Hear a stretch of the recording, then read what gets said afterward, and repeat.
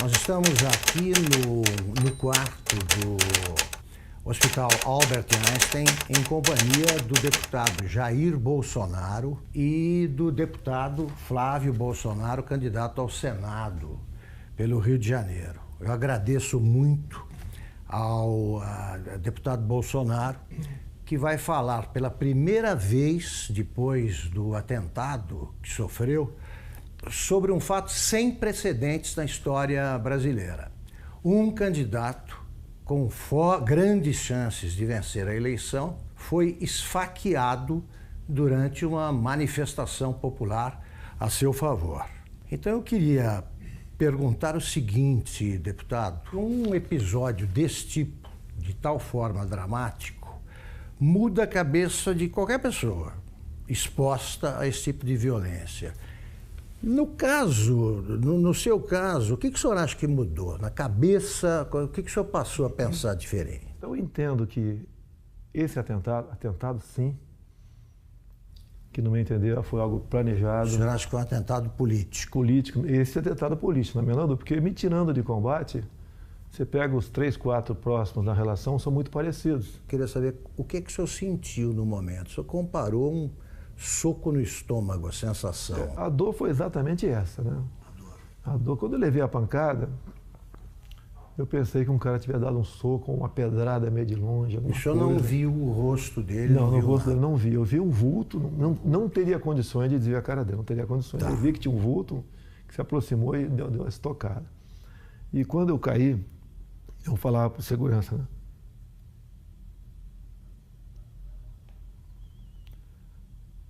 Foi uma porrada no estômago. Porque eu olhei aqui, levantaram a camisa, tinha um cortezinho, mas não sangrava. Foi uma porrada no estômago. Começou a passar o tempo, igual aquela bolada que tirava no futebol. E a dor não passava. E eles já estavam, os seguranças foram excepcionais, né? Os colegas meus da Polícia Militar, da Polícia Federal, tinha mais gente de outros órgãos, com toda certeza, me levaram rapidamente para o hospital. Bem, o que eu fiquei sabendo lá no hospital? Na Santa Casa de Juiz de Fora. Aconteceu vários milagres, né? Primeiro, o cara deu uma facada e rodou. Ele rodou para matar mesmo, o cara sabia o que estava fazendo. Daí já vem esse papinho que ele já foi açougueiro. Açougueiro, ajudante de pedreiro, já começa essas conversinhas todas aí. Tá?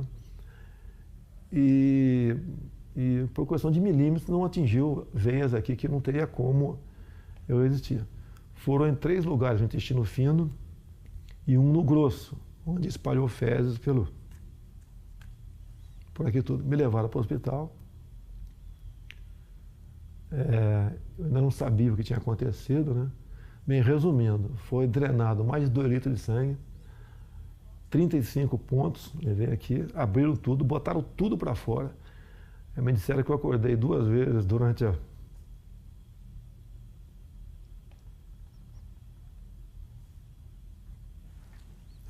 cirurgia, mas eu não estava sentindo dor, nada.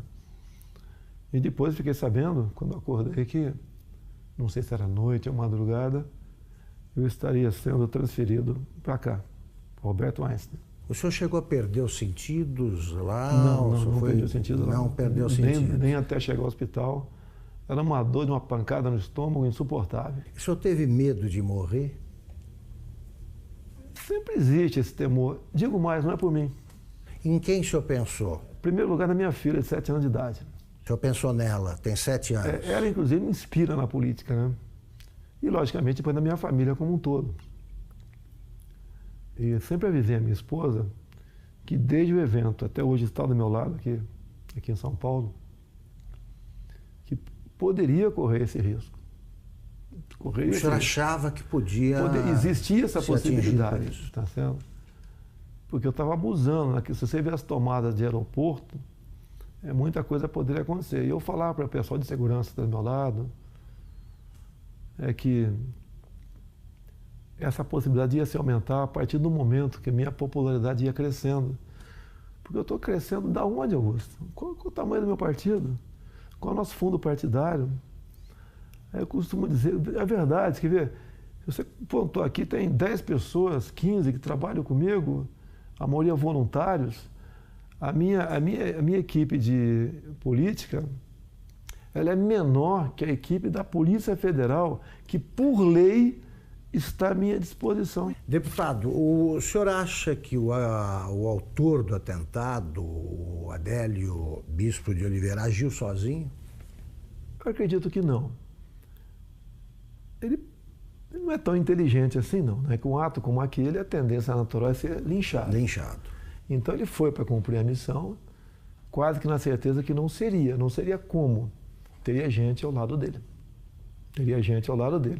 E isso realmente, pelo que eu ouvi dizer, não tenho certeza ainda, a Polícia Civil lá de Juiz de Fora está bem mais avançada que a Polícia Federal. Porque o depoimento que eu vi do delegado da PF que está conduzindo o caso, realmente um depoimento para abafar o caso. Eu lamento o que eu ouvi ele falando, dá a entender até que age em parte como uma defesa do criminoso. Então, isso não pode acontecer. Eu não quero que inventem um responsável, longe disso. Quer que apurem o caso. Eu falar que tal partido, tal não sei o quê. Não. Dá para apurar o caso. Dá para apurar. Tem uma passagem dele pela Câmara, ou melhor, uma passagem falsa dele pela Câmara, no dia 6 de setembro. Quando tu vai na Câmara, ô Augusto, você se identifica? Eu estou no anexo 4, no gabinete tal. Ou é fotografado. É fotografado. Então, quem foi que... Isso seria um álibi no futuro. Que se não fosse pego ali, não, ele esteve na Câmara. Então, a Câmara dos Deputados, estou também junto ao pessoal do meu gabinete, a Polícia Legislativa trabalha com muita lisura, tenho muita amizade na Polícia Legislativa. A imprensa tem que apurar. A imprensa tem que apurar. Sabe que tem parte da imprensa que tenta acalmar o negócio ali, né? Mas tem que apurar. Porque o que está em jogo é o poder. Eu chegando lá, nós quebraremos o sistema. Não é na ignorância, não. É na lei.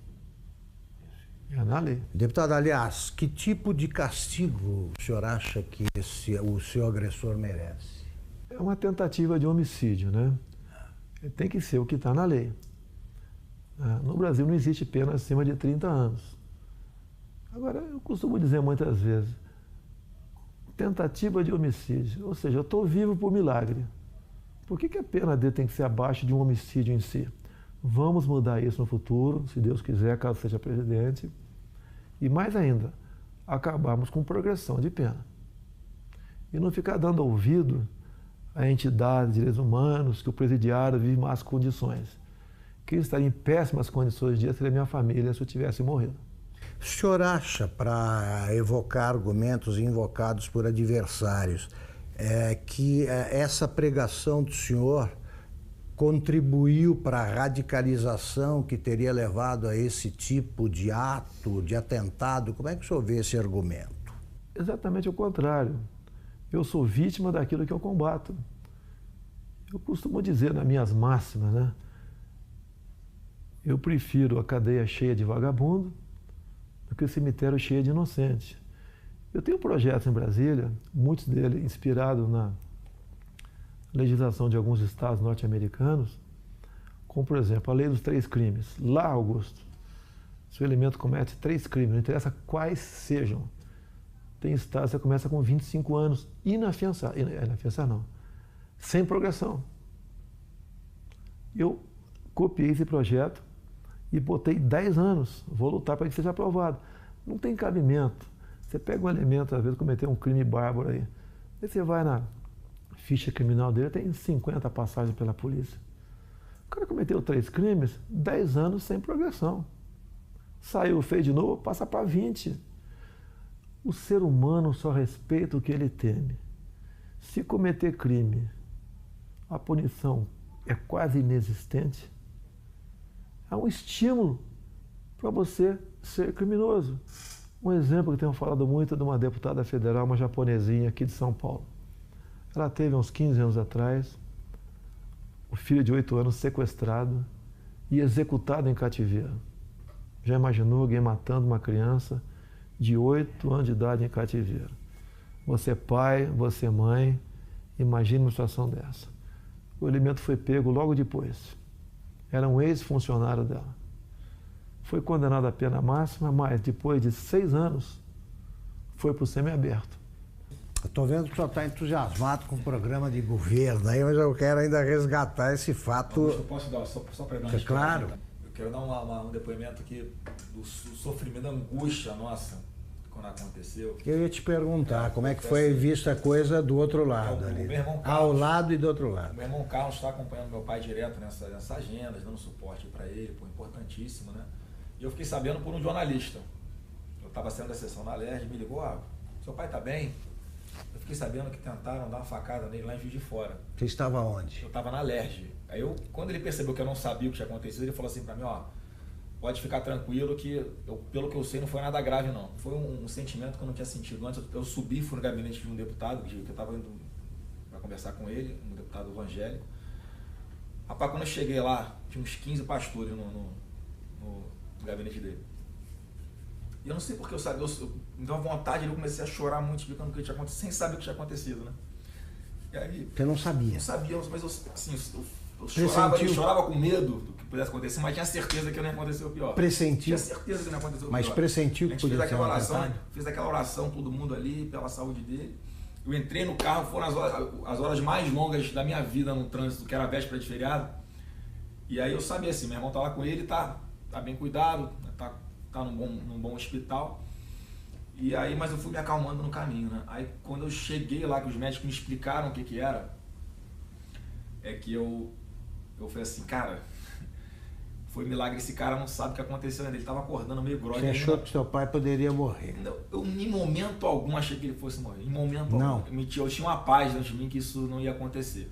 Mas quando eu vi o que tinha acontecido, a gravidade, o que os médicos me contaram, e aí meu irmão me deu uma noção do que tinha acontecido também. E aí olha só o que esse cara me falou. Ele chamou perto, ele não tinha muita força para falar na hora. E aí ele me chamou pertinho da boca dele assim, né? Encostei o ouvido nele. Não foi com essas palavras, foi assim, se deram mal, tô vivo. O cara, no momento desse, não tá pensando na saúde dele, tá pensando no todo, no que ele representa. Então, eu tenho cada vez mais orgulho dele. Muito. E agora tá aliviado. É um choro de alívio, né? E certeza de que Deus está preparando uma coisa muito grande para o nosso Brasil e tá usando o cara aí. Com certeza. Deputado, o senhor costuma ser apresentado assim pelos adversários como um risco à democracia, né? Eu gostaria que o senhor dissesse o seguinte, quer dizer, a democracia, o senhor vai defender a democracia acima de tudo? Que recado o senhor dá para quem duvida que o senhor seja um admirador do regime democrático? Esses caras que falam que são um risco para a democracia, na verdade, são um risco aos esquemas dele. Não vai ter mais indicação para BNDES, Banco do Brasil, Caixa Econômica, Banco da Amazônia, Banco do Nordeste, com esse critério. Botar lá a indicação de um amigo para que use essas instituições em causa própria. Isso vai deixar de existir. O exemplo mais claro foi o BNDES. Todo mundo sabe o que aconteceu lá. Então eu sou um risco, sim. Eu não sou um risco àqueles que vivem pendurados em estatais do governo. Nós temos em torno de 150 estatais. Conversei com o Paulo Guedes, que rapidamente... Vai privatizar estatais. Eu falei, Paulo Guedes, nós vamos priorizar um estudo muito acurado, não vamos fazer injustiça com ninguém. Mas algumas serão privatizadas, certamente. Vou dizer muitas. Tá? No governo do PT, umas 50 foram criadas. Temos até uma estatal do trem-bala, eu não sei ainda. Isso. Tem lá algumas dezenas de apadrinhados ganhando uma fortuna por mês. A tal da EBN também é outra que você tem que olhar com muito carinho, porque é um orçamento de um pouco mais de 1 bi por ano, uma TV que ninguém assiste. E está lá, amigos do rei estão lá. Então, essas estatais que são ociosas, com toda certeza serão privatizadas. Agora, existem estatais que são estratégicas. Tenho conversado com o Paulo Guedes, né? Banco do Brasil, Caixa Econômica. Para mim, são estratégicas.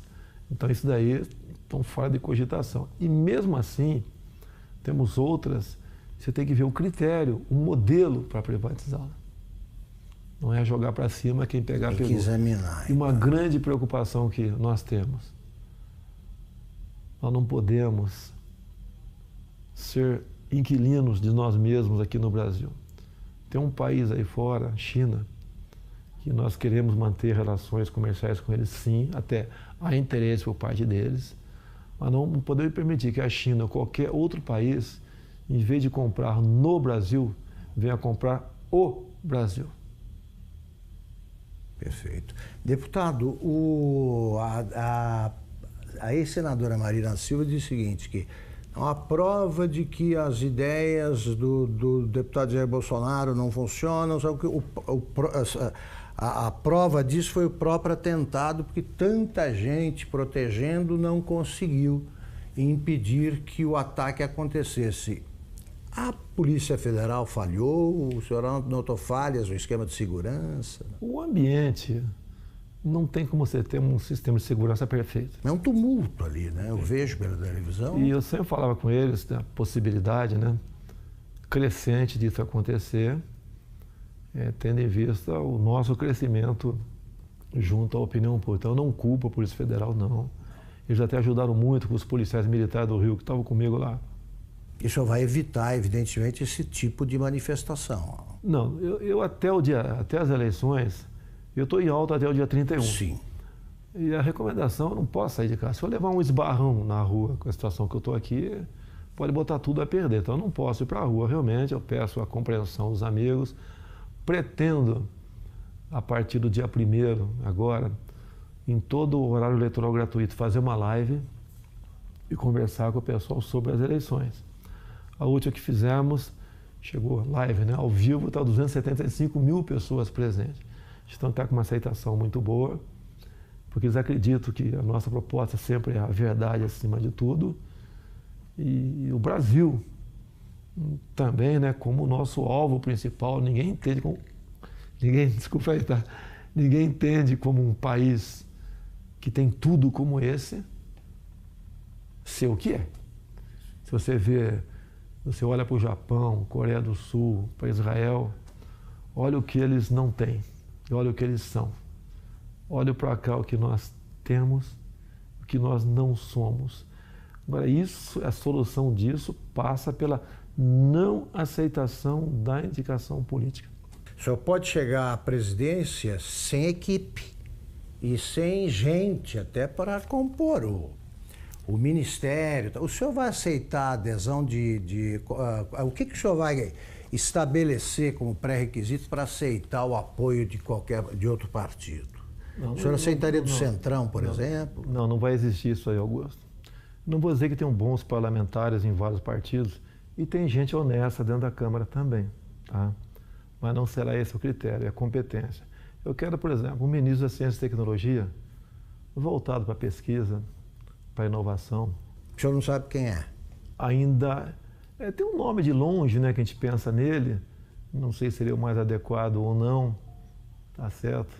Mas é um pouco inexperiente ainda, o nosso querido coronel da Aeronáutica, Marcos Pontes, o astronauta. Sim. Poderia ser uma pessoa para lá ou para compor o ministério, ou para compor. Então, o ministério é importantíssimo. O que faz o jovem sair do Brasil? Falta de oportunidade aqui. Então, você não pode ter uma pessoa nesse ministério. O senhor vai nomear pelo critério da competência, é isso? Olha só, quando eu juntei 120 parlamentares, vai aumentar esse número, que o meu partido, eu acho que vai fazer uns 30 deputados. Estou acreditando, um número modesto. Eu acho que vou ter o apoio de quem vota em mim, votar nos candidatos a federal, a senador, estadual do meu partido. Eu acho que isso vai acontecer bastante. Até eu vou pedir para não votar no 17, votar no candidato, que tem uma cláusula de barreira aí. São Paulo, por exemplo. Não adianta o meu filho Eduardo, que deve ter 1 milhão de votos, junto com o voto de legenda, poder fazer 8 deputados federais. Esse federal tem que ter 30 mil votos, senão não tomam posse. Então ele tem que votar no candidato e não no 17. Eu posso não ser o ideal, nem teremos nunca um ideal. Mas eu acho que o remédio para o momento, tendo em vista aos demais candidatos que estão aí, seria eu, não teria outro remédio no momento. Para a gente buscar o ponto de inflexão e fazer uma política de verdade no Brasil. E essa maneira de não aceitar indicações políticas, como tenho conversado com parlamentares, é uma maneira de resgatar, buscar o resgate da credibilidade do deputado. O senhor não vai aceitar? Não tem como aceitar. Você pode ver. O Onyx Lorenzoni, por exemplo, no meu entender, seria um excelente chefe da Casa Civil, mas não é indicação partidária, mérito dele. Ele vestiu essa camisa comigo, tá ok? Ele também passou por um momento difícil a vida dele, não questão de saúde, né? Então, é uma pessoa que é adequada para estar lá. Não é que a gente vai dar as costas ao parlamento, não quero papo com ninguém. Não, nós queremos atender o parlamentar. Uma das coisas que o parlamentar sempre reclama em Brasília, o orçamento para as emendas individuais, ele é impositivo. Vai ter que sair, Augusto. Antigamente, ele não era impositivo, né? Era autorizativo. Daí o governo chantageava. Queria aprovar algo salgado, chamava a bancada que interessava e liberava recursos. A imprensa divulgava aquilo com o maior estardalhaço e com razão. Quando aparece alguém que fala que quer acabar com isso, a grande mídia não dá bola para isso aí. Então, o que os parlamentares querem? Vão ter suas emendas liberadas o mais rápido possível, porque ou muda a lei, ou eu libero. A liberação, então, não vou querer chantagear parlamentar para nada. Perfeito. Deputado, vamos encerrar a entrevista até por cuidados médicos. A senhora ainda está convalescendo, está em boa forma, mas convalescendo. Eu queria terminar perguntando o seguinte, o senhor acha que o Brasil, hoje, de modo geral, precisa se tornar mais tolerante? O ambiente está muito radicalizado. Que recado final o senhor dá sobre esse quadro brasileiro? Eu vou falar o Brasil. Há uma certa potencialização em cima disso também. É a pregação da luta de classe imposta pelo PT. Agora, logicamente, isso vai da educação do povo, né? A nossa educação leva para, quanto melhor for, leva para o fim da intolerância. Fim da intolerância. Isso é natural. As provas internacionais do PISA, entre outros aqui, você vê que o Brasil não vai bem na educação de há muito tempo. Você tem que investir nisso para jogar na ponta. Tá? Agora, da minha parte, eu nunca preguei ódio. Eles dizem que eu prego ódio. Você não... Eu vi uma matéria dizendo: o Bolsonaro agride gays, negros, mulheres. Me aponte um áudio meu agredindo quem quer que seja. Uma imagem minha agredindo. Jogam e eu tenho que me explicar a vida toda sobre isso aí. É a minha família, minha nova família. Estou indo para 11 anos de casado com a senhora Michele. O pai dela é o Paulo Negão. Nossa família. E 11 anos atrás ninguém falava de Jair Bolsonaro.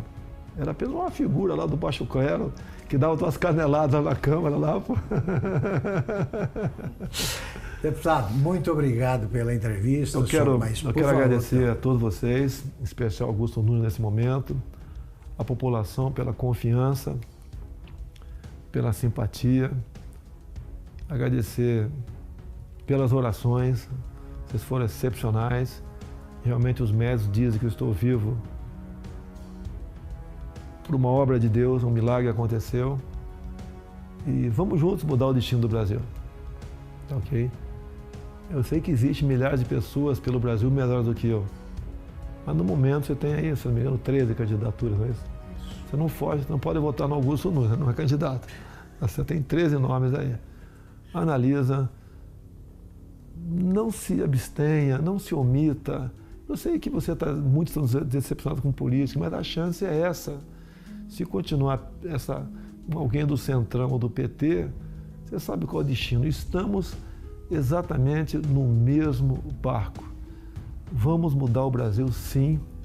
Acredito em Deus, acredito em você, acredito no potencial do ser humano brasileiro e acredito que juntos, unindo o Brasil, sem essa história de divisão de classe, jogar cor de pele para um lado, outra cor do outro, opção de um lado, não sei o quê, gênero.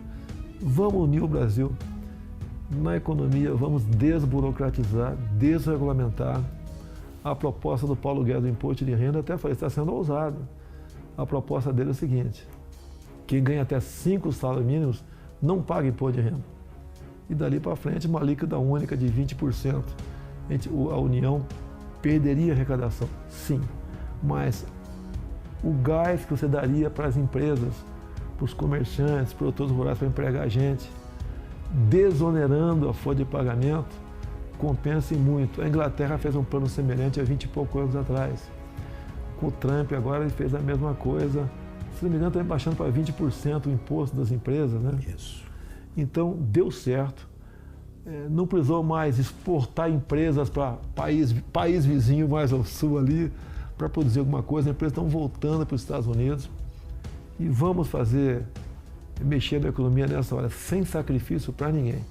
Se o alíquota de 20% estiver alto para alguns, eu converso com o Paulo Guedes. O Paulo, em vez de ser acima de 5, 20, até 10, 15, dali para frente, resolve essa parada aqui. Eu só falei uma coisa, Paulo, no final eu quero uma coisa, que a União arrecade menos. Muito bem, muito obrigado, deputado. Obrigado, deputado Flávio.